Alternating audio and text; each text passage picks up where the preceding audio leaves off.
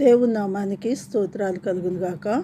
వినుచున్నటువంటి మీకు నా హృదయపూర్వక వందనాలు. ఈ యొక్క వర్తమానము అందరికీ మేలుకరంగా ఆశీర్వాదకరంగా ఉండాలని ప్రభు పేరిట ఈ యొక్క మెసేజ్ సిద్ధపరచడం జరుగుతూ ఉంటున్నది. సర్వసాధారణంగా మనుషులకు ఎన్నో అవసరాలు ఉంటాయి కదండి. భూమి మీద మరి ఉండడానికి నివాసం లేనటువంటి వారు ఉన్నారు, తినడానికి తిండి లేనటువంటి వారు ఉన్నారు, మరి ముఖ్యంగా మరి వాహనాలు కావాలని ఆశపడినటువంటి వారు ఉన్నారు. ఇలాగా మనం చూసుకొని పోతుంటే చాలా అవసరాలు మనుషుల జీవితంలో కలుగుతూ ఉంటున్నాయి. అయితే దేవుడు తెలియచేస్తున్నటువంటి మాట ఏంటంటే, నీ భారము యెహోవా మీద మోపుము, ఆయనే నిన్ను ఆదుకొనును, నీతిమంతులను ఆయన ఎన్నడూను కదలనీయడు. మరి ముఖ్యంగా ఎన్నో ప్రయాసలు పడుతూ ఉంటారు మనుషులుగా, కానీ ప్రతి ప్రయాస దేవుని మీద మోపినట్లయితే అది చాలా తేలిగ్గా ఉంటుందని దేవుని యొక్క వాక్యం తెలియచేస్తూ ఉంటుంది. ఆయన నిన్ను ఆదుకుంటాడని మనుషులు ఎవరితో చెప్పినా మన సమస్యలకు పరిష్కారం ఉండదు, కానీ దేవునితో చెప్తే మన సమస్యలకు పరిష్కారం దొరుకుతుందని ప్రభు పేరిట మనవి చేస్తూ ఉంటున్నాను. ఇది కీర్తనల గ్రంథం 55వ అధ్యాయం 22వ వచనంలో ఈ మాట తెలియచేయబడుతూ ఉంటుంది. ఇంకా మనం చూసినట్లయితే యోహాను సువార్త 16వ అధ్యాయం 24వ వచనంలో, ఇది వరకు మీరేమీ నా పేరిట అడగలేదు, మీ సంతోషము పరిపూర్ణమగునట్లు అడుగుడి, మీకు దొరుకును అని చెప్తూ ఉంటున్నాడు. ఇంతకుముందు మనం ఏమడిగినా, ఒకవేళ మనుషులను అడిగామేమో, లేకపోతే తల్లిదండ్రులను అడిగామేమో, లేకపోతే భర్తను అడిగామేమో, లేకపోతే పిల్లల్ని అడిగామేమో, లేకపోతే బంధుమిత్రులను అడిగామేమో, ఒకవేళ దొరకవచ్చు, దొరకకపోవచ్చు కూడా. కానీ మీ సంతోషం పరిపూర్ణమగునట్లు అడుగుడి అంటున్నాడు. దేవుడే చెప్తున్నాడు, మీకు ఏం కావాలంటే మీకు సంతోషంగా ఉండడానికి మీరు అడిగినట్లయితే మీకు దొరుకుతుంది. అది పరిపూర్ణుడగునట్లుగా మరి దేవుణ్ణి అడగాలని చెప్పేసేసి సంపూర్ణంగా మనం వాటిని పొందుకోవాలి అనే ఆశ కలిగినప్పుడు దేవుణ్ణి అడిగితే తప్పనిసరిగా అడిగిన దానికి జవాబు దొరుకుతుందని ప్రభు పేరిట మనవి చేస్తూ ఉంటున్నాను. మరి ముఖ్యంగా ఇర్మియా గ్రంథము 33వ అధ్యాయం 3వ వచనంలో కూడా దేవాది దేవుడు తెలియచేసిన మాట ఏంటంటే, నాకు మొర్రపెట్టుము, నేను నీకు ఉత్తరం ఇచ్చేదను, నీవు గ్రహింపలేని గొప్ప సంగతులను, గూఢమైన సంగతులను నీకు తెలియజేతును. ఈరోజు మనం గమనించినట్లయితే పరిశుద్ధ గ్రంథాన్ని చదువుతుంటే ఎన్నో గొప్ప గొప్ప వింతలు, అద్భుతాలు, ఆశ్చర్యకార్యాలు మరి బైబిల్ గ్రంథంలో కనబడుతూ ఉంటాయి. ఊహించలేనటువంటి గొప్ప కార్యాలు మనం అక్కడ చూడగలుగుతూ ఉంటాము. ప్రవక్తల నోట ఏ మాట అయితే దేవుడు పలికించాడో వాటిని నెరవేర్చడానికి కూడా ఆయన సంసిద్ధుడిగా ఉంటున్నాడు. అందుకే మనం ఏ అవసరత కలిగి ఉన్నప్పటికీ కూడా దాని నిమిత్తము నీవు నాకు మొర్రపెట్టు, నేను నీకు ఉత్తరం ఇస్తానని ఆయన ఖచ్చితంగా చెప్తూ ఉంటున్నాడు. ఇంకా అంతేకాదు, నీవు గ్రహింపలేనటువంటి గొప్ప సంగతులను, గూఢమైన సంగతులను నీకు తెలియచేస్తానని కూడా ఆయన తెలియచేస్తూ ఉంటున్నాడు. మనం దేవుని సన్నిధిలో ప్రార్థన చేస్తే మరి జరగబోయే సంగతులు కూడా దేవుడు మనకు చూపిస్తాడండి. ఆనాటి ప్రవక్తలకు, భక్తులకు చూపించినటువంటి దేవుడు ఆయన పక్షపాతి కాడు. ఆనాడు ఉన్న దేవుడు ఈనాడు కూడా ఉన్నాడని ప్రభు పేరిట మనవి చేస్తూ ఉంటున్నాను. అంతేకాకుండా మరి కీర్తనల గ్రంథం 20వ అధ్యాయం 4వ వచనంలో చూస్తే, నీ కోరికను సిద్ధింపచేసి నీ ఆలోచన యావత్తును సఫలపరుస్తాను అని కూడా తెలియజేస్తున్నాడు. మరి మన కోరికలు సిద్ధింపచేసి అది మనం అడిగినటువంటి వాటిని మనం గ్రహించినట్లయితే మొట్టమొదటిగా ఆయన ఏం చెప్తాడంటే, నా నీతిని, నా రాజ్యాన్ని మొట్టమొదటిగా మీరు వెతకండి, అప్పుడు మీకు కావాల్సిన అన్నీ కూడా నేను ఇస్తాను అని చెప్తూ ఉంటున్నాడు.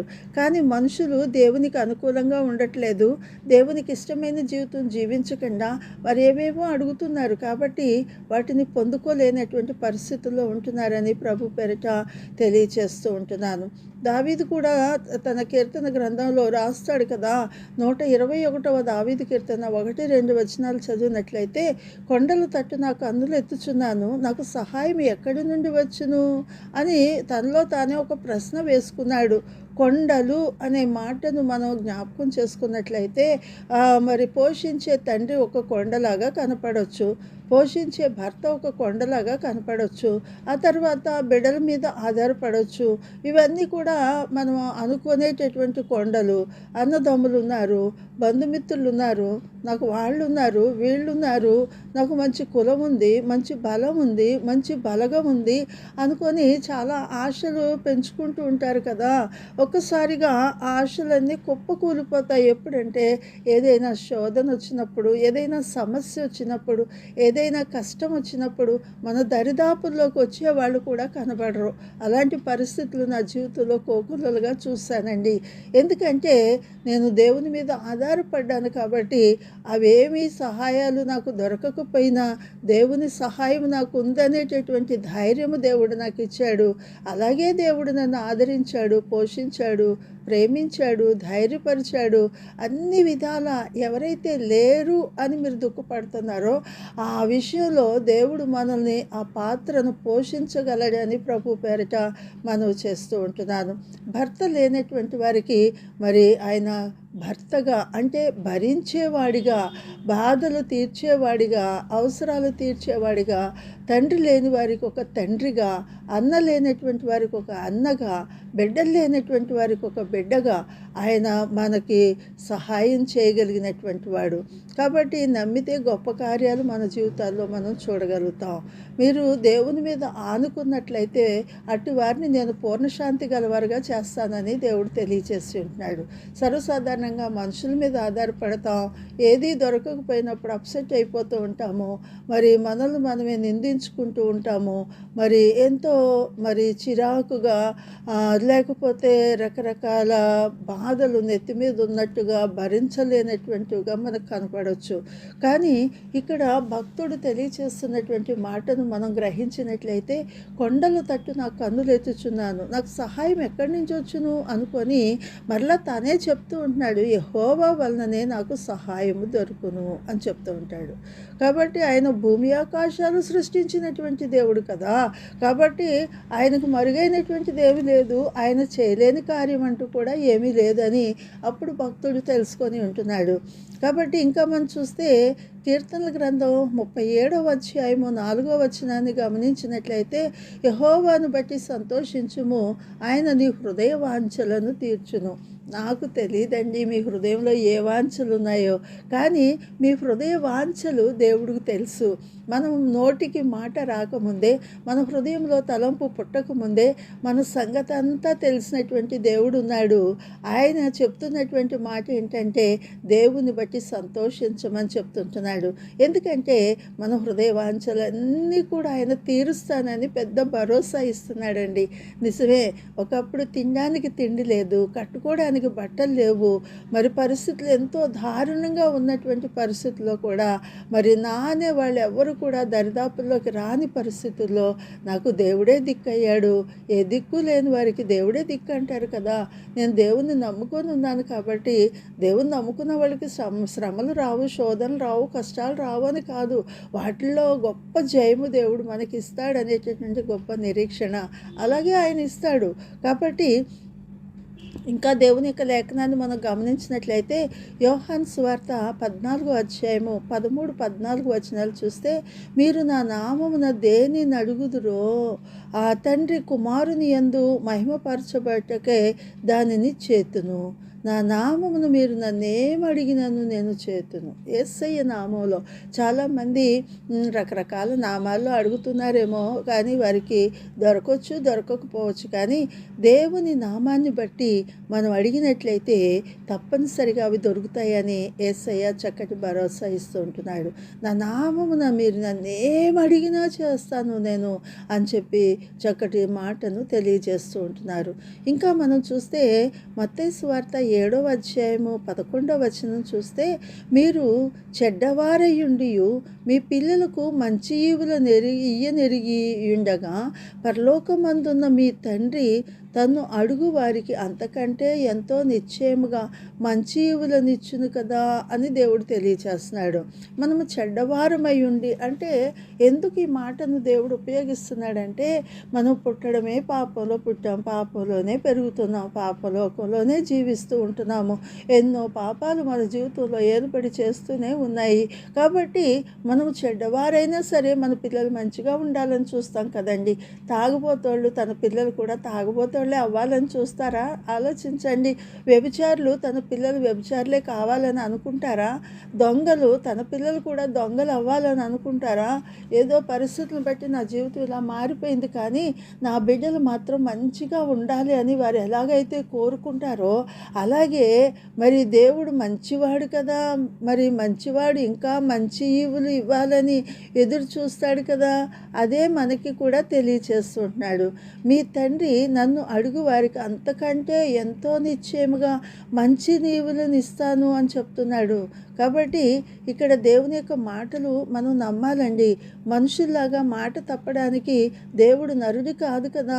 ఆయన సమస్తాన్ని చేయగలిగినటువంటి దేవుడు, చేసినటువంటి దేవుడు, సృష్టి యావత్తు కూడా చేసి అది మంచిది మంచిది మంచిది అని చెప్పాడు కదండి.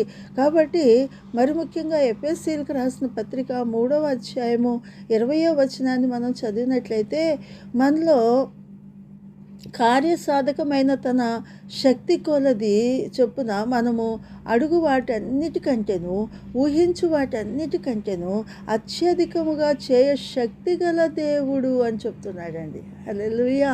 కాబట్టి మాటను మనం గమనించండి.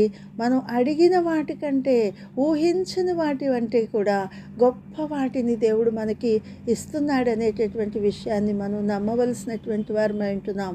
ఒకసారి ఆలోచించండి. తల్లి గర్భంలో నేలను పడినప్పుడు, రక్తంలో పొరలాడుతూ ఉన్నప్పుడు మనల్ని ఎవరు చూసి ఎత్తుకొని ముద్దాడలేదు, కానీ దేవుని కృప మనకు ఆయుష్ ఇచ్చి, ఆరోగ్యం ఇచ్చి, బ్రతికించి, మరి మనకు కావాల్సిన అన్నీ కూడా ఇస్తున్నాడు కదండి.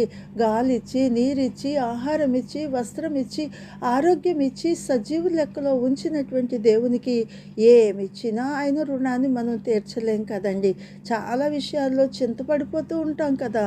అయ్యో అది లేదు, ఇది లేదు, ఏదో లేదు, లేదని లేని దాని గురించి చింతపడే కంటే ఉన్న వాటిని బట్టి దేవునికి కృతజ్ఞతాస్తుతులు చెల్లించినట్లయితే మన జీవితంలో గొప్ప ఆశీర్వాదాన్ని పొందుకోగలుగుతాం. 1 పేతురు 5వ అధ్యాయం 7వ వచనం చూస్తే, ఆయన మిమ్మును గూర్చి చింతించుచున్నాడు గనుక మీ చింత యావత్తు ఆయన మీద వేయుడి. నిజమే, తల్లిదండ్రులు మరి మనల్ని పెంచడానికి ఎన్నో చింతలు పడుతూ ఉంటారు, ఎన్నో శ్రమలు పడుతూ ఉంటారు, ఎన్నో కష్టాలు పడుతూ ఉంటారు. నా బిడ్డలకి కావాల్సినవి నేను సమకూర్చాలని. అలాగే దేవాది దేవుడు కూడా ఇంతమంది ప్రజలను సృష్టించాడంటే వారందరికీ కావలసినటువంటి వాటిని సమకూర్చాలని కూడా ఆయన ఎదురు చూస్తూ ఉంటాడు కదా.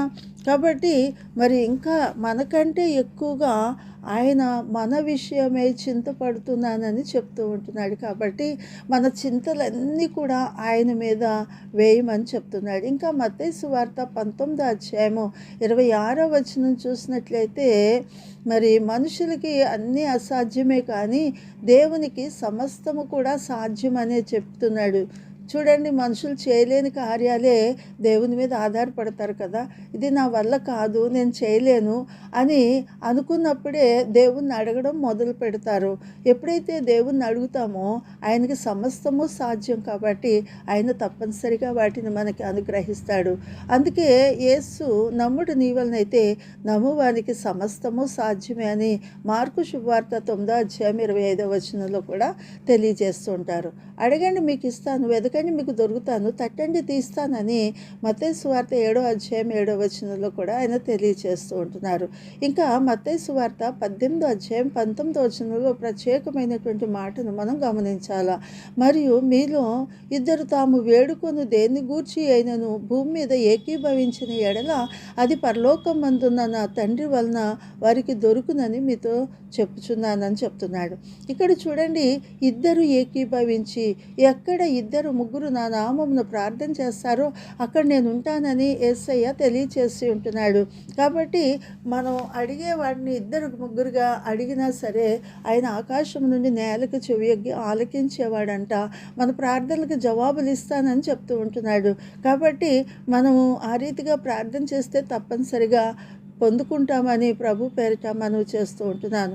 రోమీలకు రాసిన పత్రిక 8వ అధ్యాయం 32వ వచనంలో తన సొంత కుమారుని అనుగ్రహించుటకు వెనుతీయక మన అందరి కొరకు ఆయనను అప్పగించిన వాడు ఆయనతో పాటు సమస్తమును మనకెందుకు అనుగ్రహింపడు?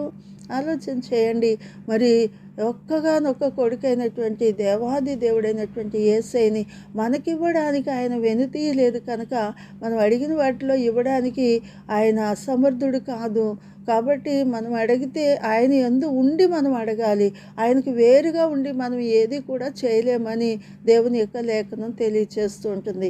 అందుకే ఫిలిప్పీ పత్రిక 4వ అధ్యాయం 6వ వచనంలో ఆయన ఏం చెప్తున్నాడంటే, దేని గూర్చి చింతించకుడి కానీ ప్రతి విషయంలోనూ ప్రార్థన విజ్ఞాపనల చేత కృతజ్ఞతాపూర్వకంగా మీ విన్నపములు దేవునికి తెలియచేయండి.